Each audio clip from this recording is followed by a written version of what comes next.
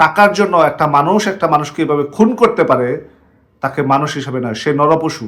তার বাবা মাও নরপশু ছিল, সেও নরপশু। তার রক্তে যতটা মানুষ জড়িত আছে, এই রক্তে বিলংস করে প্রতিটা মানুষ নরপশু। কি এক নৃশংস হত্যাকাণ্ড ভাই! আমি জানি না আপনারা সবাই ভিডিওটা দেখতে পেরেছেন কিনা। আমি 3-4টা পাথর মারা পর্যন্ত দেখতে পেরেছিলাম। অনেকেই বলতেছে লাশের উপর নৃত্য করেছে। আমি ওই পর্যন্ত যাওয়ার মতো ক্ষমতা আল্লাহ আমাকে দেয় নাই। আমি খুব সফট মাইন্ডের মানুষ। আমি এত ভায়োলেন্স, এত কিছু গ্রহণ করতে পারি না। দেখুন, এই যে আপনার সিচুয়েশন, একটা মার্ডার, একটা হত্যা সারা বাংলাদেশে মার্ডার প্রতিনিয়ত হচ্ছে। 5ই আগস্টের পরে এটা মার্ডার রাজ্য হয়ে গেছে সারা বাংলাদেশ। খুনিদের জন্য অভয় আরণ্য হয়ে গেছে বাংলাদেশ। জঙ্গিদের জন্য অভয় আরণ্য হয়ে গেছে বাংলাদেশ। রাজাকারের অভয় আরণ্য এখন বাংলাদেশ। এখন ভালো মানুষের বাংলাদেশ নয়, স্বাধীনতা বিরোধী সপক্ষের শক্তির বাংলাদেশ নয়। এখন শুধুমাত্র খুনি, রাজাকার, আলবদর, জঙ্গি গোষ্ঠীদের বাংলাদেশ। আর তাদের জনক দখলদার ইউনূস এগুলো প্রমোট করে যাচ্ছেন। দেখুন, আমরা যে সিচুয়েশনের মধ্যে আছি, মসজিদের ইমামকে খুতবা পছন্দ না হওয়ার কারণে কোপানো হয়, এই সিচুয়েশনের মধ্যে আমরা আছি। এতটুকু পর্যন্ত আমরা পৌঁছে গেছি। লাল হত্যা মামলাটাকে আপনারা কে কিভাবে দেখেন আমি জানি না, কিন্তু আমার কাছে মনে হয়েছে লাল হত্যা মামলাটা এটা কোনো স্বাভাবিক হত্যা নয়। এত ভয়ঙ্কর, এত নৃশংস হত্যা এটা আমি আমার এই 37 বছরের জীবনে দেখি নাই। এখন আসুন, 5ই আগস্টের পরে বিএনপির নেতাকর্মীরা এত পরিমাণ উচ্ছৃঙ্খল হয়েছেন যেটা কল্পনা অতীত। আমরা দেখেছি বিএনপির 2001 সাল থেকে 2006 সাল পর্যন্ত শাসনামল। ওই সময় এত সামাজিক যোগাযোগ মাধ্যম ছিল না, ইন্টারনেটের যুগটা তত বেশি আপডেটেড ছিল না। সে কারণে অনেক কিছুই সামাজিক যোগাযোগ মাধ্যমে আসে নাই। কিন্তু এখন পান থেকে চুন খসলেই সবকিছু সামাজিক যোগাযোগ মাধ্যমে চলে আসে।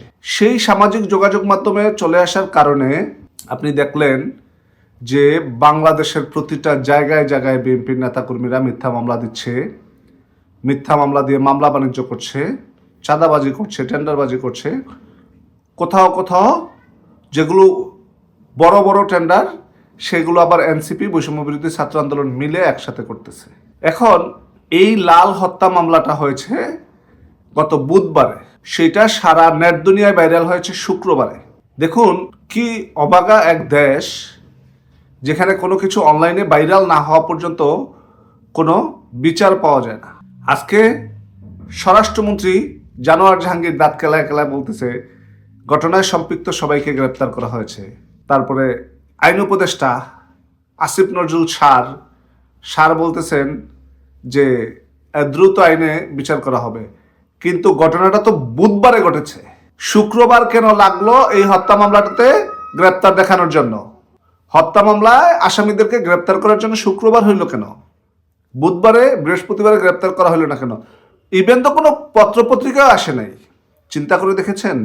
বুধবারে একটা হত্যাকাণ্ড ঘটেছে, সেই হত্যাকাণ্ডটা বৃহস্পতিবারেও আসে নাই, শুক্রবারে নেট দুনিয়ায় ভাইরাল হওয়ার পরে সবাই অনলাইন সংস্করণে প্রকাশ করতেছে যে এই হত্যাকাণ্ড। সাংবাদিকতা, সুশাসন এবং জবাবদিহিতা কোনোটাই এখন বাংলাদেশে নেই। 5ই আগস্টের আগে আমরা নাকি ফেসিস্ট ছিলাম। ফেসিস্ট সরকারকে হটিয়ে ভালো সরকার, আপনাদের দখলদার ইউনূস, নোবেলজয়ী সরকার ক্ষমতা গ্রহণ করেছেন। 5ই আগস্ট থেকে আজকে এ পর্যন্ত আমার জানা মতে, আমি একদম ফিগারটা একুরেট বলতে পারবো না, 600-র উপরে হত্যা হয়েছে, খুন। সেটা হচ্ছে সাধারণ নাগরিক। আর যেগুলো আওয়ামী লীগের নেতাকর্মী খুন হয়েছে সেগুলো এখন আর নিউজ পত্রিকা গণে না, কারণ এগুলোকে মানুষ হিসাবে গণ্য করা হয় না। আমরা এগুলো নিয়ে মন খারাপ করি না। আল্লাহ যে বিপদ দিয়েছে, সে বিপদ থেকে একটা সময় বের হয়ে আসবো। মানব সৃষ্ট বিপদ তো, এটা থেকে বের হয়ে আসবো ইনশাল্লাহ, বের হয়ে আসার সুযোগ দিবেন। কিন্তু যখন বের হয়ে আসবো তখন প্রত্যেককেই এটার জন্য জবাবদিহি করতে হবে। 5ই আগস্টের আগে জননেত্রী শেখ হাসিনার শাসন আমলে পান থেকে চুন খসলে শেখ হাসিনা এটা করেছে, ওইটা করেছে। কিন্তু আজকে বুধবারে একটা অকারেন্স ঘটলো, শুক্রবারে নেট দুনিয়া ভাইরাল হওয়ার পরে এটাকে গ্রেপ্তার হইল, শনিবারে গিয়ে স্বরাষ্ট্র ও আইন উপদেষ্টা মন্তব্য করছেন। তাহলে বৃহস্পতিবার গেল কোথায়? কোনো ধরনের কোনো মিডিয়াতে আসলো না কেন? তাহলে মিডিয়াটা কতটুকু নিয়ন্ত্রিত আর খুনটা কতটুকু সহজলভ্য বাংলাদেশে চিন্তা করেছেন আপনারা? অনেকে হয়তো বা চিন্তা করতে পারেন যে এই লাল হত্যাকাণ্ড কে যে ভিডিও করেছে সে কেন প্রতিবাদ করলো না? কারণ যারা লালকে হত্যা করেছে তারাও অনেক বেশি পাওয়ারফুল। সেই হত্যার সাথে সংশ্লিষ্ট বিএনপি তাদের 4 নেতাকর্মীকে, যুবদল, স্বেচ্ছাসেবক দল, ছাত্র দলের 4 নেতাকর্মীকে বহিষ্কার করেছে। দেখেন, বিএনপিকে বলতে চাই, আপনারা এই বহিষ্কার খেলা বন্ধ করেন।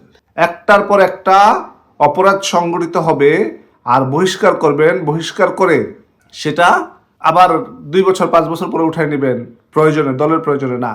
রাজনীতিতে আপনারা যা করছেন, এই 10 মাসে যা করেছেন, আপনারা নিয়ন্ত্রণের বাইরে চলে যাচ্ছেন।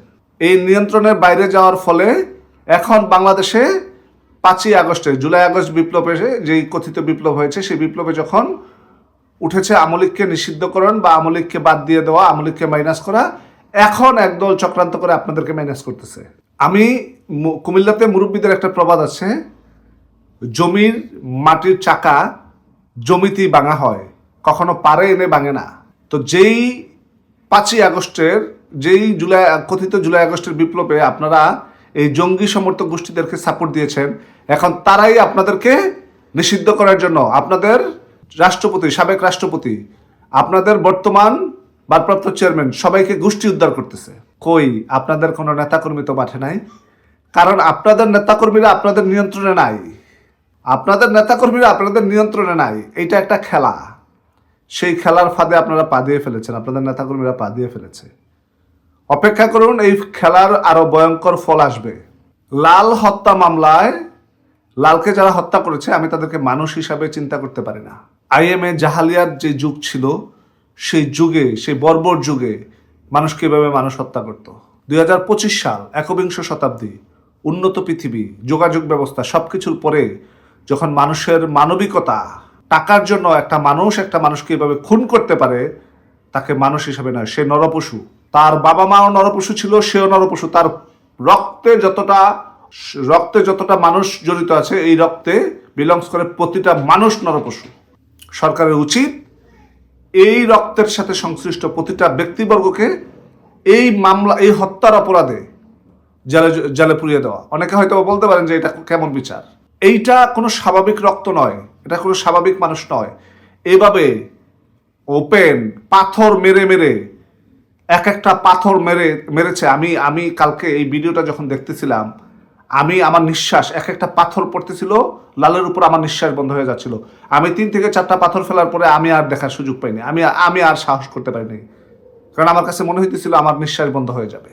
প্রতিটা হত্যাকাণ্ডই মর্মান্তিক, কিন্তু কিছু হত্যাকাণ্ড মানুষের হৃদয়ে দাগ কেটে যায়। ঠিক তেমনি এই দাগ কেটে যাওয়া হত্যার একটা হলো লাল হত্যা মামলা।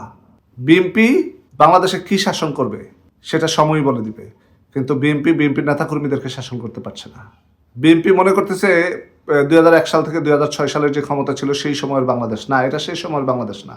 জননেত্রী শেখ হাসিনা যেই সাহস এবং সাহসিকতার সাথে লড়ে বাংলাদেশকে শাসন করে গিয়েছেন, এটা অন্য যারা আছে এখন, যারা মানসনেতে বসে আছে এবং যারা চিন্তা করতেছে দেশ শাসন করবে, তাদের কাছে এটা দুঃস্বপ্ন। নোবেল বিজয়ী দখলদার ইউনূস গত 10 মাসে বাংলাদেশের আইন শৃঙ্খলা নিয়ন্ত্রণ করতে পারে নাই। সেনাবাহিনী মাঠে আছে, গত 10 মাসে একটা দিনের জন্য সেনাবাহিনী মাঠ থেকে উঠে নাই। আর গত 16 বছরে জননেত্রী শেখ হাসিনা একদিনের জন্য মাঠে সেনাবাহিনী নামায় নাই, শুধুমাত্র কথিত জঙ্গি আন্দোলন ছাড়া। নেতৃত্ব এটা বংশ পরম্পরায় আসে, নেতৃত্ব দেওয়ার ক্ষমতা এটা ঐশ্বরিক, আল্লাহ প্রদত্ত। এ কারণেই জননেত্রী শেখ হাসিনা 16 বছর এই দেশ শাসন করে যেতে পেরেছেন, এই অমানুষগুলোর মাঝেও। কই 16 বছরে তো এত ভয়ানক কোনো দৃশ্য বাংলাদেশে দেখতে হয় নাই। আজকে যেইভাবে লালকে হত্যা করেছে, 16 বছরে কয়টা এরকম ভয়ানক দৃশ্য দেখেছেন? 10 মাসের মধ্যে বিএনপি ধরে নিয়েছে ক্ষমতায়, আর দখলদার ইউনূস সংসার চালাচ্ছে, তার সংসার সাঙ্গপঙ্গদেরকে নিয়ে। সেই সংসারের অবস্থা দেখেছেন? এটা আইনের শাসনের দেশ, এটা জঙ্গিদের দেশ। আসুন, এখনো বলছি, আমি প্রতিটা ভিডিওতে একই কথা বলি, আসুন আমরা দখলদার ইউনূসের প্রতিটা সহযোগী সংগঠনকে প্রতিহত করি। সোনার বাংলা গড়ার জন্য বাংলাদেশ আওয়ামী লীগের কাঁধে কাঁধ মিলিয়ে এগিয়ে যাই। আজকের মতো এই পর্যন্তই। জয় বাংলা, জয় বঙ্গবন্ধু, বাংলাদেশ চিরজীবী হোক।